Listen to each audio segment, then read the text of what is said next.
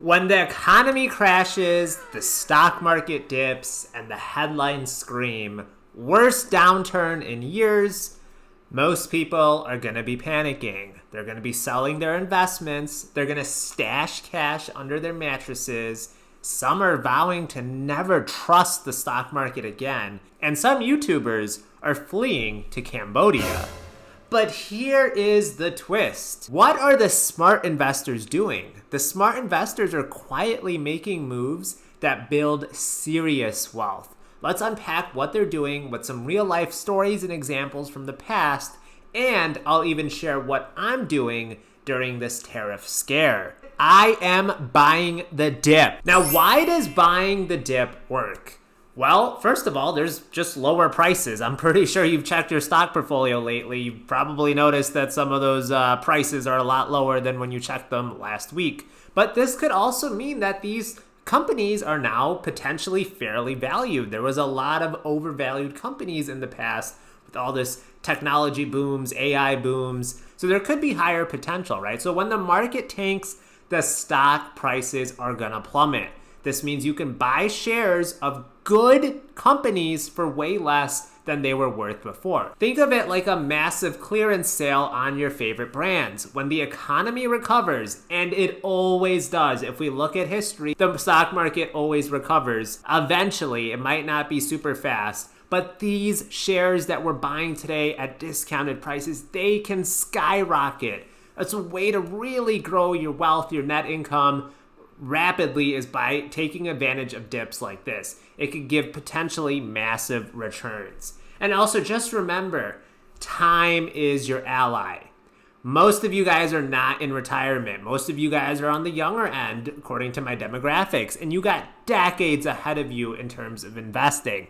Listen, market cycles, they come and go, but your investment horizon is long term. Even if you buy during a downturn, you have plenty of time for your investments to recover and grow. This is why you can't get scared by mass hysteria that you see on the news. Remember, a lot of these big institutions, these wealth managers, they have to give their clients returns in a very small time period, right? They're usually judged by how they do for the year. That's why they are rapidly panicking, selling in and out of investments. They are just trying to get any sort of return. But for us investors who don't report to anybody, we can make our own time horizon. And generally, according to statistics, just long-term buying and holding, it really pays off in the end. So this is just a way to get in at some great share prices, buy some high quality companies, and watch those investments grow. And then of course, there is the dollar cost averaging magic.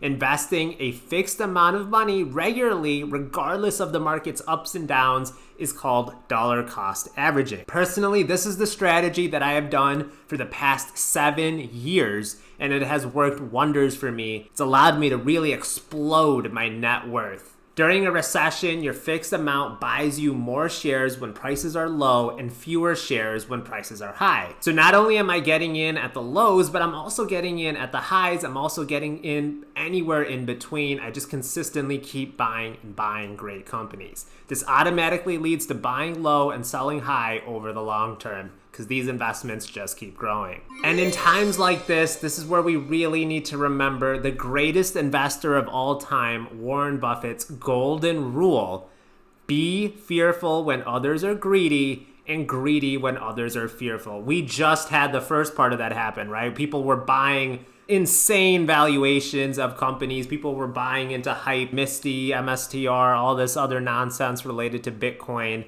But now is the second part of this. It's a time to be greedy when others are fearful. This is the time when it's really scary to invest. Nobody wants to invest. Everybody's scared.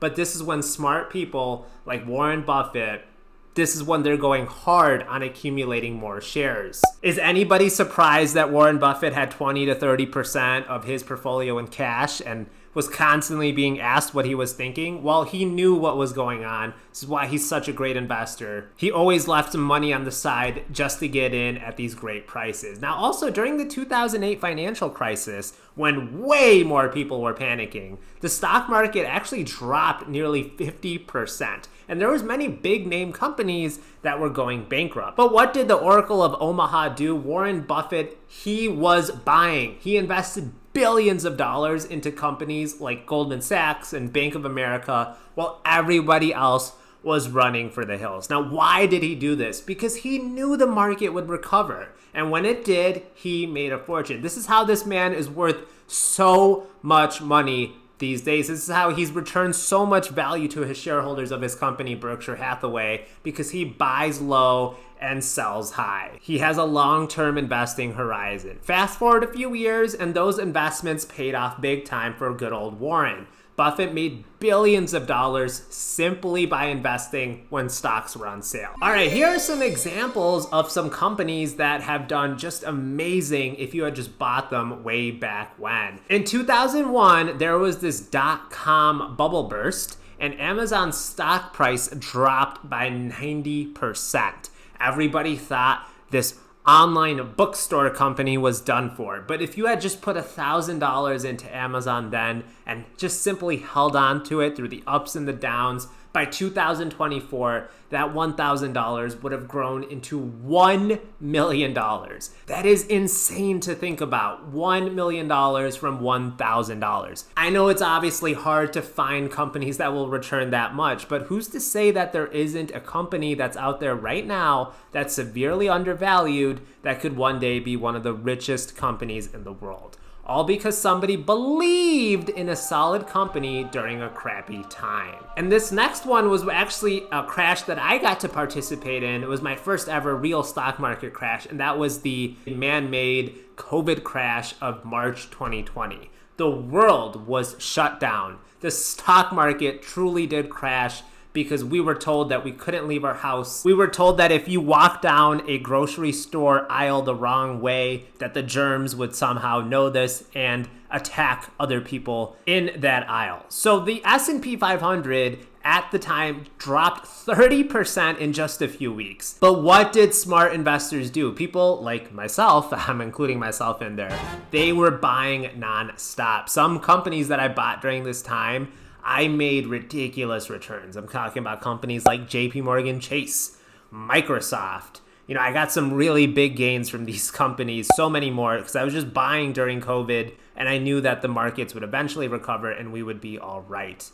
And honestly, I think the times were so much worse during COVID than they were during this tariff trade wars talk. I think what people are severely missing out of this is that Trump won't be in power forever, right? His term will end at the end of 2028. So it's actually almost guaranteed that these tariffs won't be permanent. Who knows? They might even be rescinded in the coming weeks. But anyway, guys, if you had invested $1,000 in the S&P 500 in March of 2020, it would have more than doubled by the end of 2021. Oh my gosh, so many great opportunities to be investing. Opportunities like this are pretty rare though. They don't come all the time. They only come a few times in your lifetime when you might actually be ready to deploy cash. Really take advantage of these because they are super rare. You don't want to regret this later. Listen, I was part of this COVID crash 5 years ago. My only regret was that I didn't buy more. Because of course, there was a little bit of me that was scared that the markets would never recover with the way that the media, the mass hysteria was making it out to sound like.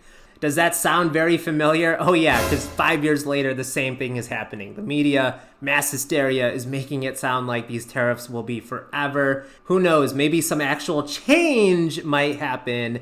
Maybe that's all part of Trump's plan. Anyway, people who bought during the crash, they didn't need to be experts, guys. I was only in, my third year of investing. I was definitely not an expert, but I just needed to continue to dollar cost average and I would be all right. I had the courage and the patience, and I got greatly rewarded for it. It's honestly like buying sneakers on sale at a store. Think about it.